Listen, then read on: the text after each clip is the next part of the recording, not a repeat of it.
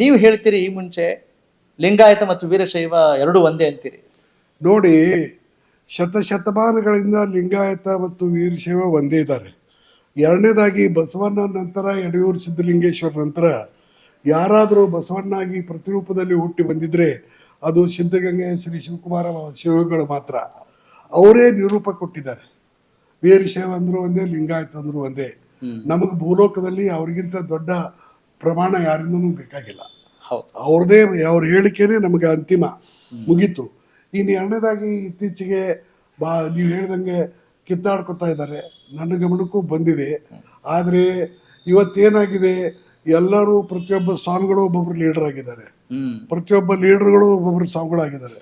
ಹಿಂಗಾಗಿ ಎಷ್ಟೋ ಲೀಡರ್ಗಳು ಈಗ ಅವರೇ ಈಗ ಫ್ಯಾಕ್ಟ್ರಿ ಅಂಗಡಿ ಸ್ಥಾಪನೆ ಮಾಡಿದಂಗೆ, ಸ್ಕೂಲ್ ಸ್ಥಾಪನೆ ಮಾಡಿದಂಗೆ ಮಠಗಳನ್ನು ಸಹಿತ ಸ್ಥಾಪನೆ ಮಾಡ್ತಾ ಇದ್ದಾರೆ.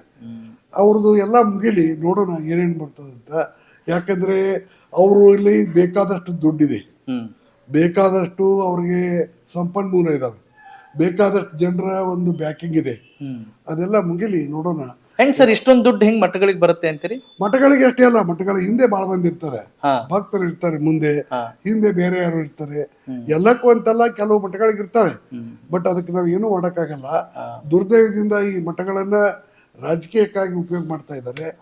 ಒಂದು ನಾವು ಸರಿಯಾದ ಸಮಯದಲ್ಲಿ ಈ ಇದನ್ನ ಸರಿ ಮಾಡ್ಲಿಕ್ಕೆ ಪ್ರವೇಶ ಮಾಡ್ತೀವಿ. ಈಗ ನನಗೆ ರಾಜ್ಯದ ಬಹು ಕಡೆಯಿಂದ ಕಳೆದ 2-3 ದಿವಸಗಳಿಂದ ಬಹಳ ಫೋನ್ಗಳು ಬರ್ತಾ ಇದಾವೆ. ಇದು ಬಹಳ ಕೆಟ್ಟ ಮಟ್ಟಕ್ಕೆ ಹೋಗಿದೆ, ಬಹಳ ಒಂದು ಅಸಹ್ಯ ಪಡ್ತಕ್ಕಂಥ ಮಟ್ಟಕ್ಕೆ ಹೋಗಿದೆ, ನೀವು ದಯವಿಟ್ಟು ಹಸ್ತಕ್ಷೇಪ ಮಾಡ್ರಿ ಅಂತ. ಮಾಡ್ರಿ, ಇವ್ರನ್ನ ಸರಿ ಮಾಡ್ರಿ, ಇವ್ರನ್ನ ಶಾಂತ ಮಾಡ್ರಿ, ಇವ್ರು ಸುಮ್ಮನೆ ಇರುವಂಗೆ ಮಾಡಿ ಅಂತ ಹೇಳ್ತಾ ಇದ್ದಾರೆ. ಆದರೆ ನಾನು ಮಹಾಸಭೆಯಲ್ಲಿ ನಾನೊಬ್ಬನೇ ವೈಯಕ್ತಿಕ ತೀರ್ಮಾನ ಮಾಡೋಕ್ಕಾಗಲ್ಲ. ನಮ್ಮ ಮಹಾಸಭೆಯ ರಾಷ್ಟ್ರೀಯ ಘಟಕದ ಪದಾಧಿಕಾರಿಗಳ ಜೊತೆ ವಿಚಾರ ಮಾಡಿ ಏನಾದರೂ ಒಂದು ತೀರ್ಮಾನ ಸೂಕ್ತ ಟೈಮ್ದಲ್ಲಿ ಮಾಡ್ತೀವಿ. ಅಲ್ಲಿ ತನಕ ನಾವು, ಯಾಕಂದ್ರೆ ನಾವು ಅಸಹಾಯಕರು ಅಂತ ಹೇಳಿಕ್ಕೆ ಇಷ್ಟಪಡ್ತೀವಿ.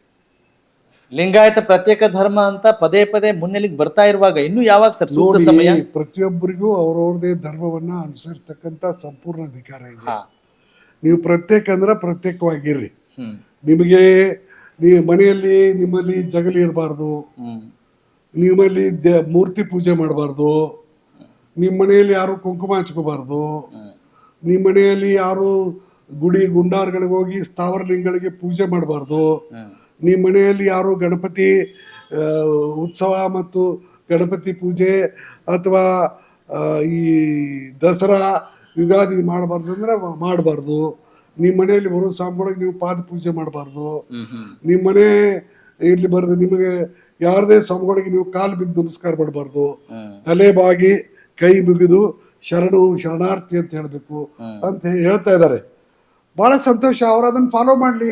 ನಮಗದು ಇಷ್ಟ ಆದರೆ, ನಮಗದು ಲೈಕ್ ಆದರೆ ನಾವು ಫಾಲೋ ಮಾಡ್ತೀವಿ. ಬೇರೆಯವ್ರಿಗೆ ಅದು ಇಷ್ಟ ಆದರೆ, ಬೇರೆಯವ್ರಿಗೆ ಅವರು ಸರಿ ಅನಿಸಿದ್ರೆ ಅವ್ರು ಫಾಲೋ ಮಾಡಲಿ. ಇದರಲ್ಲಿ ಒತ್ತಾಯದ ಪ್ರಶ್ನೆ ಏನಿದೆ, ನಿಮಗೆ ಯಾರೂ ಬೇಡದಿಲ್ಲ. ನಿಮ್ಮ ಮನೆಯಲ್ಲಿ ಜಗಲಿ ಇಡಬೇಡಿ. ನಿಮ್ಮ ಮನೆಯಲ್ಲಿ ಇರ್ತಕ್ಕಂಥ ಜಗಲಿಯಲ್ಲಿ ಇರ್ತಕ್ಕಂಥ ದೇವರುಗಳನ್ನು ತಗೊಂಡು ಹೊಳೆಯಲ್ಲೂ ಹಳ್ಳಕ್ಕೆ ಹಾಕಿ. ನಿಮ್ಮ ಮನೆಯಲ್ಲಿ ಯಾರು ಕುಂಕುಮ ಹಚ್ಕೋಬೇಡಿ. ನೀವ್ಯಾರು ಶ್ರೀಶೈಲಕ್ಕೋ ಪರಡಿ ವೈದ್ಯನಾಥಕ್ಕೋ ಕೂಡಲ ಸಂಗಮಕ್ಕೋ ಯಾವುದೇ ದೇವಸ್ಥಾನಕ್ಕೆ ಹೋಗ್ಬೇಡಿ. ನೀವ್ಯಾರು ನಡ್ಕೊಂಡು ಶ್ರೀಶೈಲಕ್ಕೆ ಹೋಗ್ಬೇಡಿ. ನೀವು ಮಲ್ಲಿಕಾರ್ಜುನ ಸ್ವಾಮಿದು ಬ್ರಹ್ಮರಾಮ ದೇವಿದು ಆಶೀರ್ವಾದ ತಗೋಬೇಡಿ. ನಿಮ್ಮ ಮನೆಗೆ ಬರ್ತಕ್ಕಂಥ ಯಾವ ಸ್ವಾಮಿಗಳದು ಪಾದ ಪೂಜೆ ಮಾಡಕ್ ಹೋಗ್ಬೇಡಿ. ಯಾವ ಸ್ವಾಮಿಗಳಿಗೂ ನೀವು ಕಾಲು ಬಿದ್ದು ನಮಸ್ಕಾರ ಮಾಡಬೇಡ್ರಿ. ತಿಳ್ತಾ ನೀವು ಎಲ್ಲರಿಗೂ ತಲೆ ಬಾಗಿದ ತಲೆ ಮುಗಿದ ಕೈ, ಶರಣು ಶರಣಾರ್ಥಿಗಳೇ ಅನ್ನಿ. ನಮ್ದೇನೂ ಅಭ್ಯಂತರ ಇಲ್ಲ. ಆದರೆ ಬೇರೆಯವ್ರನ್ನ, ನಮ್ಮನ್ನ ನಾವೇನು ನಮ್ಮ ಧರ್ಮ ಅಂತ ನಂಬಿದೀವಿ, ನಮ್ಮ ತಾಯಿ ತಂದೆಗಳು ನಮಗೇನು ಕಲಿಸಿದ್ದಾರೆ ಆ ಧರ್ಮವನ್ನ ಅನುಸರಿಸಲಿಕ್ಕೆ ಬಿಡ್ರಿ. ನಮಗೆ ನಮ್ಮ ಬಗ್ಗೆ ನಿಮ್ಮ ಧರ್ಮ ನೀವು ಹೇಳ್ಕೊಡ್ರಿ. ಆದರೆ ಬೇರೆ ಧರ್ಮದವ್ರಿಗೆ, ವೀರಶೈವರಿಗೆ, ಬ್ರಾಹ್ಮಣರಿಗೆ, ಸನಾತನ ಧರ್ಮದವ್ರಿಗೆ ಟೀಕೆ ಟಿಪ್ಪಣಿ ಮಾಡೋದು, ಮೂದಲಿಸುವುದು, ಹೀಯಾಳಿಸುವುದು, ಅವಮಾನ ಮಾಡೋದು ಮಾಡಬೇಡಿ ಅಂತಕ್ಕಂಥದ್ದೇ ನಮ್ಮ ಪ್ರಾರ್ಥನೆ ಅಷ್ಟೇ. ಈಗ ಹೆಂಗೆ ಸರ್, ಈಗ ನೀವು ವೀರಶೈವ ಮಹಾಸಭಾದ ಅಧ್ಯಕ್ಷರಾಗಿ, ಹೌದು, ಅಲ್ಲಿ ಯಾವ ರೀತಿ ಕಾರ್ಯವೈಖರಿಗಳು ನಮ್ಮಲ್ಲಿ ನೋಡಿ, ನಮ್ಮ ಸ್ಟ್ಯಾಂಡ್ ಅಚ್ಚಲ ಇದೆ. ಏನು, ವೀರಶೈವ ಮತ್ತು ಲಿಂಗಾಯತ ಎಲ್ಲ ಒಂದೇ ಅಂತ. ನಮಗೆ ಪರಮ ಪೂಜ್ಯ ಶ್ರೀ ಶಿವಕುಮಾರ ಸ್ವಾಮಿಗಳ ನಿರೂಪ ಏನಿದೆ ಅದೇ ಅಂತಿಮ. ಅದಕ್ಕಿಂತ ಬಸವಣ್ಣವ್ರ ನಂತರ, ಯಡಿಯೂರು ಸಿದ್ಧಲಿಂಗೇಶ್ವರ ನಂತರ ಅವ್ರಿಗಿಂತ ದೊಡ್ಡ ಬಸವೇಶ್ವರ ಯಾರು ಹುಟ್ಟಿಲ್ಲ.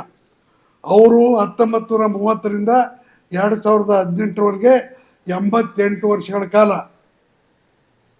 ಏನು ಬಸವಣ್ಣ ಉಪದೇಶ ಮಾಡಿದ್ದು ಅದನ್ನು 100ಕ್ಕೆ 100 ಅನುಸರಿಸಿ ತೋರಿಸಿದ್ದಾರೆ. ನೀವು ನಿಜವಾಗಿ ನನ್ನ ವೈಯಕ್ತಿಕ ಪರ್ಸನಲ್ ಅಭಿಪ್ರಾಯದಲ್ಲಿ ಕೆಲವರು ಒಪ್ಕೋಬಹುದು, ನಾನು ಅವರನ್ನ ಬಸವಣ್ಣವರಿಗೆ ಸರಿ ಸಮಾನವಾದಂತಹ ಸ್ಥಾನದಲ್ಲಿ ಕೊಟ್ಟು ನೋಡ್ತೀನಿ. ಅಲ್ಲ, ಈ ಧರ್ಮ ತಿಕ್ಕಾಟ ಹೆಂಗ್ ಶುರುವಾತಂತ್ರಿ? ಗದ್ಲ್ಯಾಕ ಇದು ರಾಜಕೀಯದಿಂದ ಶುರು ಆಗಿದೆ ಅಂತ ನನ್ನ ಭಾವನೆ. ಅಲ್ಲ, ರಾಜಕೀಯದಲ್ಲಿ ಇಲ್ಲದೆ ಇರುವಂತ ಪ್ರಾಜ್ಞರು, ತುಂಬಾ ಓದ್ಕೊಂಡಂತವರೆಲ್ಲ ಎಲ್ಲರೂ ಬೇರೆ ಬೇರೆ ರೀತಿಯಿಂದ ಒಳಗೆ ಬಂದಿದ್ದಾರೆ. ಬಟ್ ಇದಕ್ಕೆ ಮೂಲ ಕಾರಣ ರಾಜಕೀಯ. ಅದಕ್ಕೆ ಪ್ರತ್ಯೇಕ ಸಮಿತಿ ಇದಾವೆ. ಯಾವ ಸಮಿತಿ ಇದಾವೆ? ಲಿಂಗಾಯತ ಪ್ರತ್ಯೇಕ ಧರ್ಮದ ಸಮಿತಿ ಅಂತ ಮಾಡ್ಕೊಂಡಿದ್ದಾರೆ. ಮಾಡ್ಕೊಳ್ಳಲ್ಲ, ಯಾರು ಬೇಡಂತಾರ್ರಿ? ಅವ್ರು ಲಿಂಗಾಯತ ಧರ್ಮದ ಪ್ರತ್ಯೇಕ ಸಮಿತಿ ಮಾಡ್ಕೊಳ್ಳಿ, ಲಿಂಗಾಯತ ಧರ್ಮಕ್ಕೆ ಮಾನ್ಯತೆ ಪಡೀಲಿ, ದೇಶದಲ್ಲಿ ಕೇಂದ್ರ ಸರ್ಕಾರದಿಂದನೂ ಮಾನ್ಯತೆ ಪಡೀಲಿ, ಅವ್ರ ಲಿಂಗಾಯತ ಧರ್ಮದ ಒಂದು ಜನಸಂಖ್ಯೆಯಲ್ಲಿ ಹೆಡ್ಡಿಂಗ್ ಮಾಡ್ಕೊಳ್ಳಿ. ಅವ್ರ ಲಿಂಗಾಯತ ಧರ್ಮದವನ್ನ ಬರೇ ನೋಡಿ ಒಂದು ಸೆಪ್ಟೆಂಬರ್ 1ರಿಂದ ಅಕ್ಟೋಬರ್ 5 ಅಷ್ಟೇ ಅಲ್ಲ, ಜನವರಿ 1ರಿಂದ ಡಿಸೆಂಬರ್ 31ರವರೆಗೆ ಪ್ರತಿ ವರ್ಷ, ಪ್ರತಿ ದಿನ, ಪ್ರತಿ ಕ್ಷಣ, ಪ್ರತಿ ಗಂಟೆ ಬಸವಣ್ಣನ ತತ್ವಗಳನ್ನು ಪ್ರಚಾರ ಮಾಡಲಿ. ಅದಕ್ಕಿಂತ ಸೌಭಾಗ್ಯ ಏನಿದೆ? ಅದಕ್ಕಿಂತ ಪವಿತ್ರವಾದ ಕರ್ತವ್ಯ ಏನಿದೆ? ಬಸವಣ್ಣನಿಗೆ ಮಾಡ್ಲಿ ಅವರು.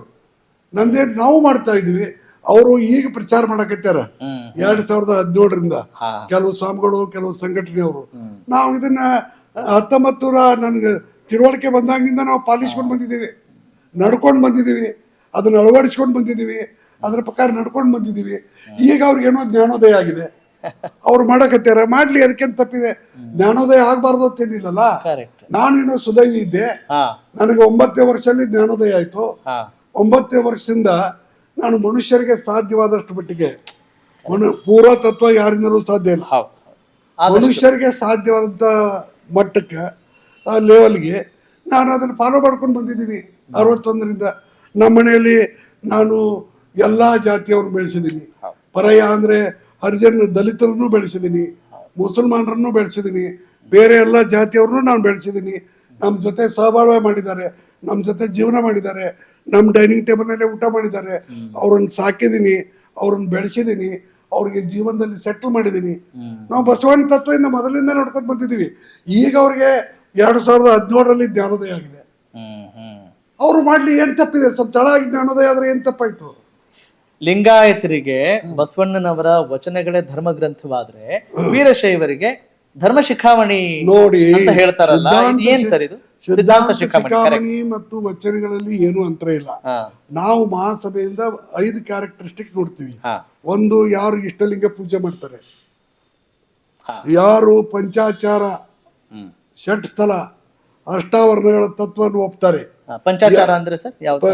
ಪಂಚಾಚಾರ ಅಂದ್ರೆ ಬಸವಣ್ಣವ್ರ ಇದ್ರಲ್ಲಿ 3 ವಿಷಯ: ಪಂಚಾಚಾರ, ಷಟ್ ಸ್ಥಳ ಮತ್ತು ಅಷ್ಟಾವರಣ ಅಂತ ಅವು. ಮತ್ತೆ ಎರಡನೇದಾಗಿ ಸಮಾಧಿ, ಯಾರು ಸತ್ತ ಮೇಲೆ ಅವ್ರ ಭೂಮಿಯಲ್ಲಿ ಹೂಳ್ತಾರೆ, ಅವರೆಲ್ಲರೂ ಲಿಂಗಾಯತರು, ಅವರೆಲ್ಲರೂ ವೀರಶೈವರು ಅಂತ ಮಾಡಿದೀವಿ. ಈ ನಮ್ಮ ಮಹಾಸಭೆ ಹೊಸದಾಗಿ ಆಗಿಲ್ಲ, 1904ರಲ್ಲಿ ಆಗಿದೆ. ಈಗ ನಮ್ಮ ಮಹಾಸಭೆಗೆ ದಾನವೀರ ಶಿರ್ಸಂಗಿ ಲಿಂಗರಾಜರು, DC ಪೌಟೆ ಅವರು, ಅರಟಾಳ್ ರುದ್ರಗೌಡರು, ಶ್ರೀ ಬಸವರಾಳವರು, ವಾರದ ಮಲ್ಲಪ್ಪನವರು, ಶಿವಕುಮಾರ ಮಹಾಸ್ವಾಮಿಗಳು, ಶರಣಬಸಪ್ಪ ಅಪ್ಪ ಅವರು, ಹಿಂಗೆ ಪಗು ಅಡಕಟ್ಟಿಯವರು, ಇಂಥ ಮಹಾಮಹಿಮರು ಇಲ್ಲಿ ಅಧ್ಯಕ್ಷರಾಗಿ ಹೋಗಿದ್ದಾರೆ. ಅವರೇ ಎಲ್ಲರೂ ವೀರಶೈವ ಲಿಂಗಾಯತ ಒಂದು ಅಂತ ಮಾಡ್ಕೊಂಡು ಹೋಗಿದ್ದಾರೆ. ನಾವು ಅವ್ರಿಗಿಂತ ಬುದ್ಧಿವಂತರ.